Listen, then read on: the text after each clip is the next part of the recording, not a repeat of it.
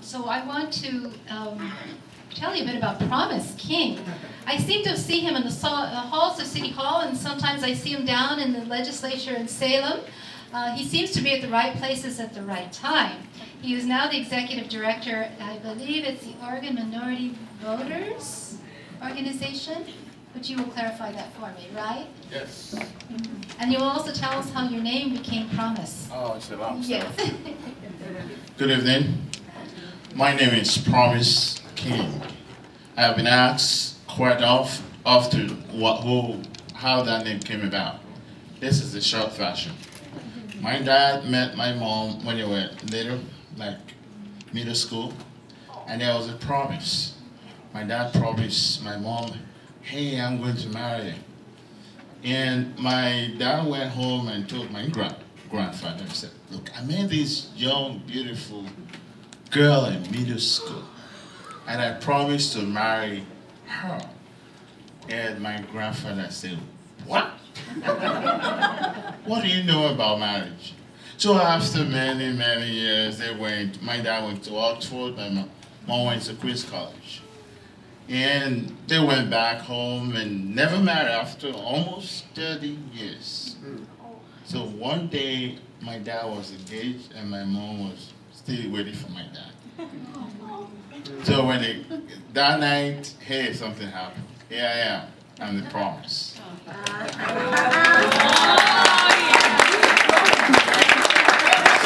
I have been asked to tell that stories. I have been to 14 countries all over the world, and Dad was a diplomat, live in a whole host of countries and live with people. That's why I love people. So like my spirit sister said, I have been in politics and I studied journalism, went to University College London, School of Journalism. But journalism is just part of me. I always believe that humanity is a brocade of flower. White, brown. How many have seen a brocade of flower? That's who we are. So, bringing back to tonight, I am the executive director of Oregon League of Minority Voters. We were founded on the belief that white, black, yellow, Jew, Gentiles, conservative, liberals, progressive, and all the gamut can come together under one common umbrella to promote the beauty of humanity.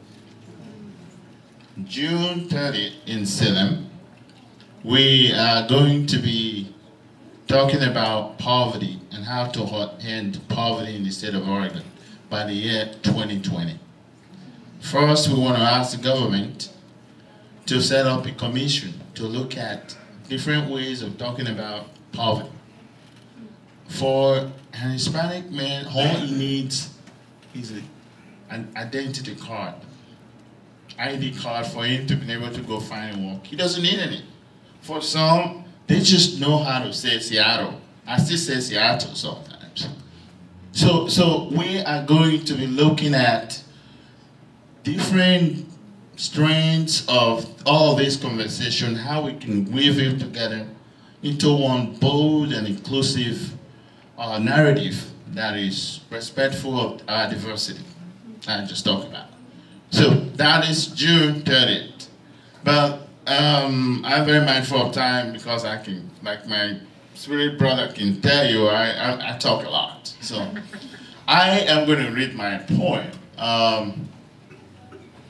Okay, if I could find it. And I have been, since I came to this city, I have been called many things. One day, I was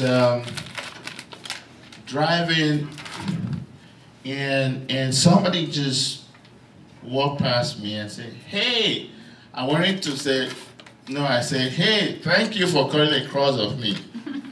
So he said, what? So he heard my accent. He said, you are a trespass. You are a trespass. Go back to where you come from. So when my spirit sister Moline asked me to come and read a poem, and I said, they call me a trespass.